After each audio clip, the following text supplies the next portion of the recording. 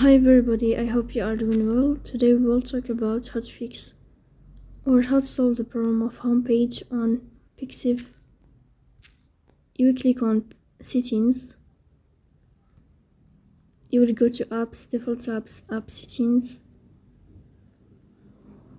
You will search here for a Pixiv app as you see, and you will click.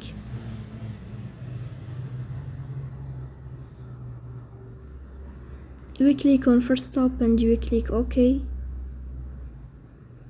You will enter to storage.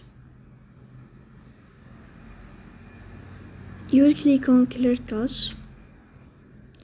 Then you will turn on your airplane mode and you will turn off your airplane mode again to fix that problem.